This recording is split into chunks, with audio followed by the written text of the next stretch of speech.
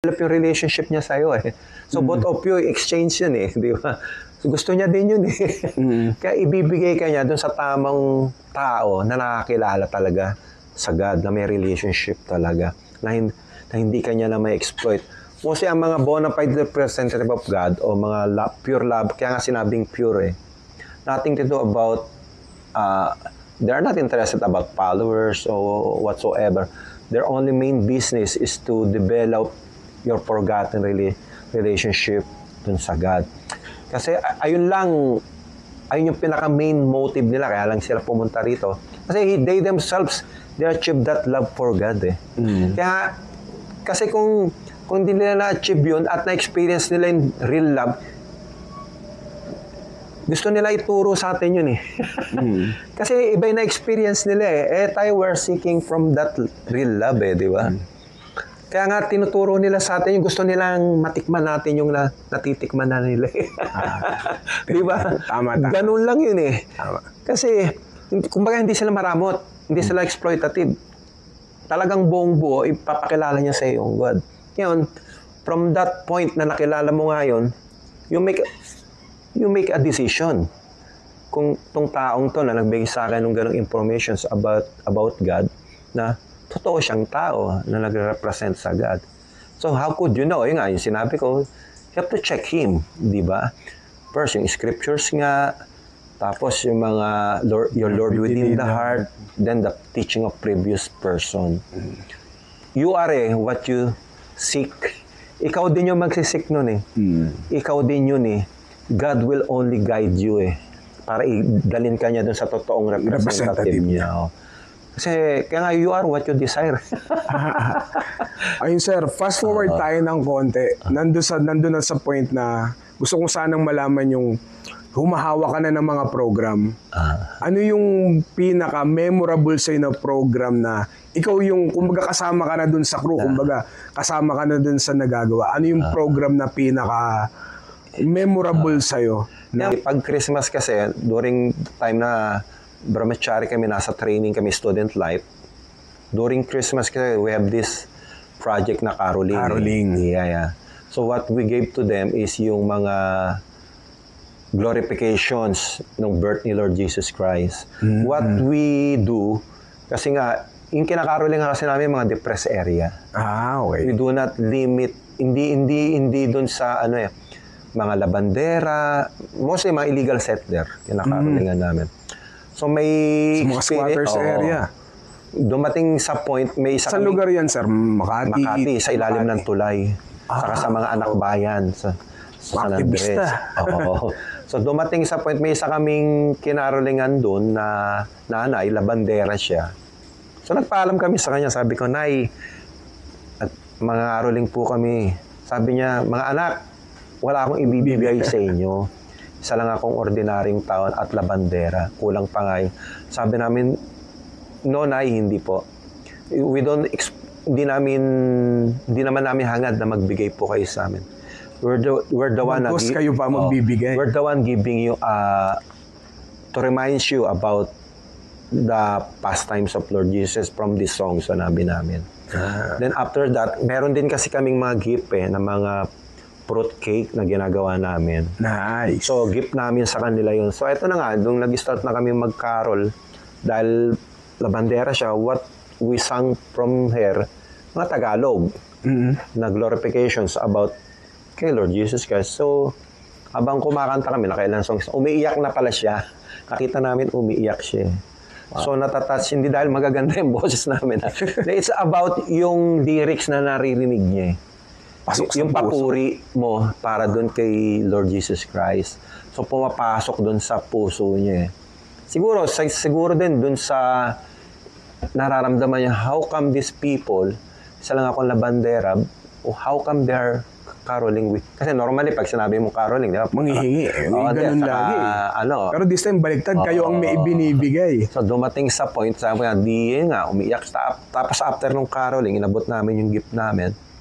Tapos, umiyak pa rin siya ba nagsasalita. Alam mo yung sabi niya sa amin, alam niyo mga anak, napakaganda nung kanta niyo, sabi niya gano'n. So, natouch ako. Hindi lang dun sa songs niya, the way, how would you present to me yung real caroling, sabi niya. Kasi nga, kayo lang ang nangangaroling sa akin. Hindi nyo diniscriminate yung situations ko namin bilang pamilya. Na ganito lang yung level ng ano namin. So sabi namin, ganun po talaga ma'am. Ito rin po yung natutunan namin kay Lord Jesus Christ dun sa katuruan niya na para ibigay namin. It's only to remind you about Lord Jesus Christ, sabi namin sa kanya. So umiyak siya, continue siya umiyak. So natouch siya dun sa caroling namin. Tapos nagpasalamat kami. Then, syempre, normally sa caroling may chanting eh. Yes. What we do, masinabaan namin yung chanting eh. Okay. Tapos gustuhan niya din yung chanting. So in-explain din namin, ano ba yung mga mantras na chant namin sa kanila. So, sinabi namin, mga different names of God to na may kanya-kanyang katangian ayon dun sa pangalan niya.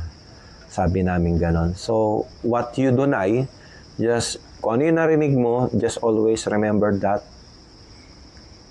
mantras, and no matter wala ka sa tono na ikantahin mo lang. Miski sabihin mo lang siya, masaya ka man o malungkot, meron ka o wala, basta i-ano mo lang siya, Nay.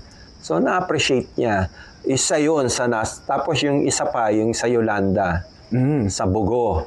Which is ngayon, binobomba lang lindol yung Bugo eh. Wow. Sa Cebu yun. Hindi ko alam kung northern part siya ng Cebu o southern part siya ng Cebu. So, our organization sent me there para tulungan yung biktima nung bagyo, nung Yolanda. So, totally devastated sila. Talagang parang hinulugan ng bomba. They live in the mangrove ng siyudad ng Bogo. Which is so nice. They live in mangrove. Wala tayong makikita sa siyudad ng mangrove eh. Wala. Talagang mga... Di ba? Pero they are living there. So, nakatira sila doon. So, dumating sa point, pinadala ako doon. Eh, di ba yung Yolanda noon, magpapasko yun eh. Would you imagine, nasira yung bahay nila, yung gamit nila, lahat, totally, wasak. May mga nasawi pa sa pamilya nila. So, you know naman, pag Pasko, di ba? Family yan eh. Sa Pilipino, family yan. So sad. Napakalungkot para sa trahedyang yun, para sa kanila. So, what we did, nag-create kami, nagkup-kup kami ng 3 barangays. Not totally the whole, only mga siguro, mga 40 below na families. Nag-create kasi kami ng 10 city sa Bugo. So from that 10 city, what we do... Tent city? A temporary shelter. Okay. Temporary. Kasi nga, na-devastate yung mga houses nila. So dahil wala pang... Kumbaga kami immediate na kagad na meron silang masisilungan. Yung organization natin, which is yung SIPCARE nga. So, ginawa namin, yung nga, so, ang ginawa namin kasi, during pagtatayo ng 10 city, kasi yung bundok nila, corals, hindi namin alam, antigas. Wow. So, they know how to dig yun eh. So, what we do, ginawa namin, humingi kami ng assistance. Naging part sila eh. Gusto namin, tinutulungan namin kayo, magtulungan tayo. Kumbaga. So, what we did, nag-create kami ng 10 city, nag-create kami ng temporary mga bathroom, mga washing area, na may tubig na, portable tubig, na separate yung girl sa yung boy. Para we avoid na magkaroon ng, alam mo na, bad, bad actions whatsoever. So what we did from that, tapos from that spot, nagluluto na kami ng pagkain nila. Kasi bakit kailangan mo pa sila bigyan ng kailangan nilang iluluto, wala na nga silang bahay. Bibigyan mo pa sila ng lulutuin nila. So, naging parte sila ng pagpa-prepare ng pagkain. Okay. So, from that preparations, may involvement na sila eh. Then, siyempre, mga nanay, mag-ano doon, tutulong. Tapos yung mga tatay, sila yung maghahanap ng mga panggatong. Kami lang, ibibigay lang, dala lang namin, mga rekado, saka mga kaldero, mga sandok, di ba? So, nagkaroon ng bonding eh. From the... Yung community naging... Nag-create kami ng small community na there's no such thing as mga inggitan like that. Kasi tinuturuan namin sila ng...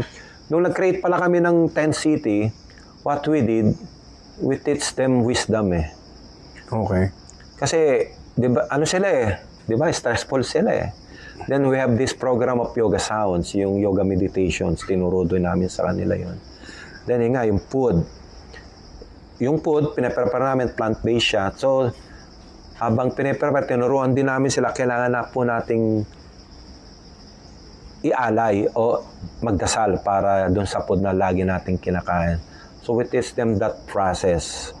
So, ano sila, nagustuhan nila. Sa part ko, nahirapan ako kasi Cebuano po sila eh. Alam mo naman. Yung language barrier.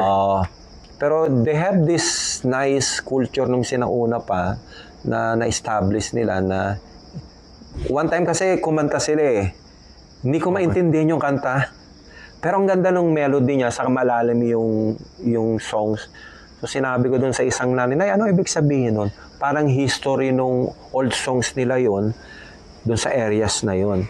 Wow, sabi ko. Kasi nung pumunta pala po ako dun, yung nakausap yung mga bata eh. Kasi what stories they will told me?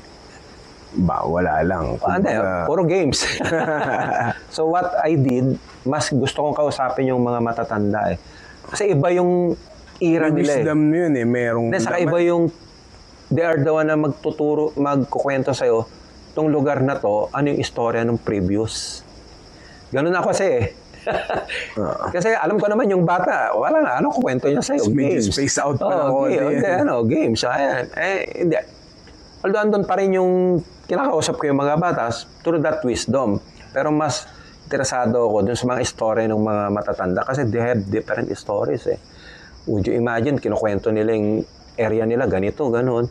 So, if you notice, sa kada isang city, di ba, may napupuna ka, laging may puno eh, na old trees. Okay. Di ba, sa isang bayan, malapit lagi sa simbahan yun eh. Mapupuna mo yun eh, pag nag-travel ka sa isang lugar. So, nakita ko nga yung trees na yun, sabi ko, kung tong punong to, nagsasalitarang, marami siyang kwento. Kasi marami siya na-encounter na nangyari doon eh, sa plasang yun. Siya yung witness eh.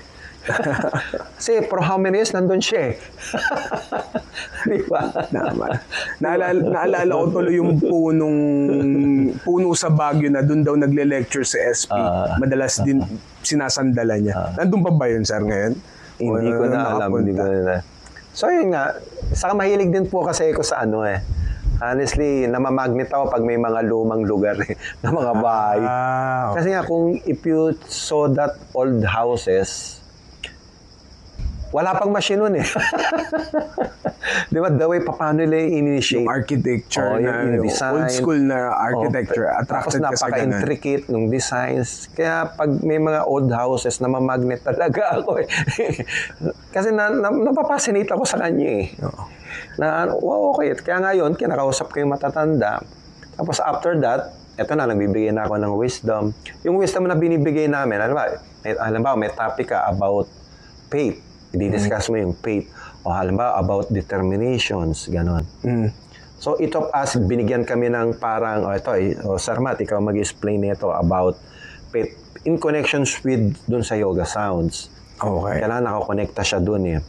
So, tapos i-explain din namin yung mga yoga sounds, yung mga mantras, ano yung ibig sabihin nun, bakit kailangan natin siyang i-chant.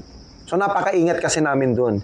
Kasi during that time, yung ibang relief operations dun, they are converting para maging member nitong isang group eh. So, we're not doing that. Napakaingat namin dun. May iba silang intention bukod sa pagtulong. So, parang may gusto rin kunin. Parang gusto kanilang what we giving to them, talagang you have to check what we're doing. So, on your own kayo. Kung acceptin nyo or not, it's up to you. Although, nagpa-plant na kami ng seeds sa kanila, it's a matter of time yun eh, kung yung seeds na yun mag-sprout. Diba? Mas maganda kasi, wag mo expect yung i-harvest mo eh. Yung itinatanim mo sa mga bawat tao. Diba? Hindi mo alam kasi yung putok nun eh, sa kanila. Diba? Saka, Diyos na bahala doon. Nasa puso naman nila yung Diyos eh. Pag pinersa mo, hinug sa pilit ang mangyayari. Saka, they're not, parang, ano ba to? Kasi may issue na rin nandun eh. May narinig kaming issue doon eh. So, we are careful about that, yung converting people to these practices. No. What we do lang, whatever yung kailangan mo mag-adjust kasi it depends on time, place, and circumstance. Don't take it para, sasali na to. No, we're not that. Hindi naman namin main business yun. What we do lang, basta give nila sa, bigay namin philosophy. bigay namin yung philosophy, yung mga Wisdom. names of God, yung wisdom. So it's up to them kung gusto nilang i-treasure that, decisions nila yun. Basta, kumbaga, na-share namin sa kanila yon without any, kailangan magkaroon kami ng puros doon sa ginagawa namin. No, it's up to them. So, it's a matter of their decisions. It depends din sa people kung paano nila i-accept yun Diba? Individual Meron talagang mabilis Kasi nga, the way, paano niya i-accept yun sa heart niya. Diba? Realizations niya yun Di ba? Hindi lahat. Parang tayo, nagpa-practice tayo. Hindi naman, kasi nga yung pinasok natin, hospital Yes, yun nga. Hindi automatic lahat na nandito advance or matitino. Iba may mga, talagang may sakit pa talaga. Kasi nga, di ba, we have doctors, our spiritual masters. It's up to you if you talaga, yung firm faith mo from these doctors, yung sa guru nga, na paano mo talaga strictly yung instructions niya, yung medications na ibinibigay niya sa'yo. Kasi yung binibigay niya sa atin bilang teacher, medication yun Kasi we have this disease of materialism. So pag sumablay ka sa medication mo, asahan mo na siyempre, iba-iba di ba? Saka iba-iba din yung topak ng tao Iba-iba yung mentally ill ng tao di ba? Kaya wag ka magtaka. When you say about the hospital, different. Iba-ibang sakit. Iba yung sakit. It depends din sa covering Yung sinasabing simple activities, di ba? Sinabi naman sa Bhagavad Gita yun, di ba? As a mirror covered by, di ba? As fire covered by the smoke, as embryo. Covering yun Iba-iba yung degree ng covering natin Yun, from that covering, so binigay ng spiritual master yung process, nasa sa yun kung gusto mo i-follow that process na ayun yung mag-uncover sa'yo. All you have to do, have faith on that process. Saka dun sa teachers na nagbigay sa'yo. Hindi naman magic yun. Hindi. There must be initiative. Okay. There must be determinations, di ba? And from that determinations, gradually, ma-uncover mo yun. Kaya nga magkakaroon ka ng changes Parang ngayon, dati, di ba? Ngayon, pangka ko ngayon, nakikita nyo, malinis-linis na ako. So, changes yun Kasi, hindi naman habang buhay, ganun ka nagkakaroon ka ng transition sa buhay It depends dun sa mga, yung seriously follow mo dun sa mga instructions. Sa pagiging seryoso mo. O saka, the way paano mo i-accept din, paano mo din tulungan yung sarili mo, saka para mo dun tulungan yung teacher mo dun sa ibinigay niya sa'yo para i-share mo sa ibang tao. Kasi the more na i-share mo yun, the more na nag-expound yun Di ba? Yung knowledge na yun, yung relationship na yun. By nature naman, we're all connected Lahat tayo, magkakapatid. Di ba? Iba-iba lang itsura natin. May pango, may matangos ilong, may maitim, may di ba? Tama. Merong normal yung katawan, merong hindi normal yung katawan. So don't look at that way. Kaya nga, para makita mo yun, dumating ka sa point ng realizations na yun, there should be a process. Mostly, yung process? Yung chanting. Mostly yung chanting yun. Kasi yung names of God, siya magpupurify sa'yo. I-uncover yung mga mo yung mga bad. Pero how many, yung covering na yun, di ba? Oh my God. Kung aalala mo, wala. Kaya nga, inarinse ng God. Hindi niya na kailangan maalala mo pa yun. Kasi baka masuko ka lang. So sir, na-cover natin yung highlights nung parang life mo sa pag-associate sa yoga community natin. Ano naman yung lowlights? Kumbaga parang meron bang program na sablay na ikaw na yung nag-handle, biglang may palpak na nangyari na memorable din sa'yo. Kumbaga, kanina memorable na good, eto yung memorable na medyo bad naman. Kasi hindi naman lahat sasucceed. Yes. Kumbaga, hindi naman lahat laging perfect. Ano yung pinaka? Kasi, may comedy or may na... Kasi nga, we're subjected to commit mistake Ano ba yung pinaka mong mistake? So, may comedy, merong maiyak-iyak ka talaga. Para makarelate yung mga students na, mga bagong students na, it's okay to make mistake. Kaya, kasi na-involve po ako sa I've been assisting from the printing of Life Force booklets. Yun. Ayan. So, I'm assisting Sir Nimay Das regarding dealing with the printing press. I'm the one dealing with the owners of ibang printing press. I'm the one dealing din dun sa mga presyo. So, Sir Nimay Das taught me how to deal. Tapos ano yung kahalagahan ng ginagawa ko. Kasi the booklet itself is so, Prabhupada itself is so happy when he heard you na you are helping him on that outlet of his preaching. Ang saya nga nun kasi merong national bookstore eh.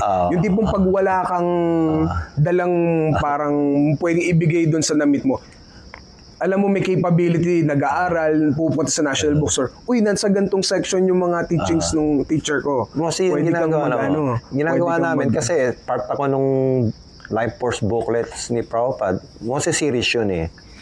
So what I do, dealing with the printing press, all around kami. All around ako eh. So, nagdi-deliver din ako sa National Bookstore. Tapos meron kaming local distribution, city within Metro Manila, mga Metro Manila. Then, we call it, meron din kaming national distribution. Sa isang region, magdi-distribute kami ng booklets. Saturate namin yun for almost 1 month, ganon. So, when you're distributing a booklet, it's a direct preaching yun eh. Kasi the booklet itself is lecture ni Prabhupada yun eh. Wala nang dagdag bawas. Talagang yung sinabi niya na record. So may dumadating sa point, interesado yung tao dun sa mga booklets. Kalang wala siyang pera. Yun na. So eto ikaw, syempre, ayun na yung opportunity para mabasa niya yung booklets itself. So what we do, we sacrifice, kasi magkano lang may booklets. Although wala naman kaming pera nun. Personally, naabunuan po namin yun. For that point na mabasa niya lang yung booklets. Grabe, kasi no? Opportunity niya na yun eh. Bakit palalampasin mo pa? Pero yari kayo kay Sir Nimay nun. Hindi naman. Ba't walang benta na pinamigay nyo? Pag nag-distribute din kami, meron kaming dalang personal money namin kasi kailangan mo magdalang personal money. Kung magutom ka, kumain ka sa bakery para makapag-merienda. So what we do, yun, abonon talaga namin.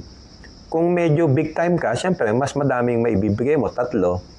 Pero ako, alam ko, 2 lang eh. Ayon doon sa dala kong budget ko na personal. Kasi sayang eh, nasayang yung opportunity. Nakita mo na yung attraction. Saka so rare eh. Inarrange ni Krishna yun eh na ikaw yung magiging medium ni Krishna eh, para ma-encounter mo yung taong yun na para malaman niya yung teaching ni Prabhupada eh. Naging medium ka niya eh. Ngayon, wala nga siyang pero bakit palalagpasin mo pa yung chance na yun na para hindi siya makabili nung booklets na yun.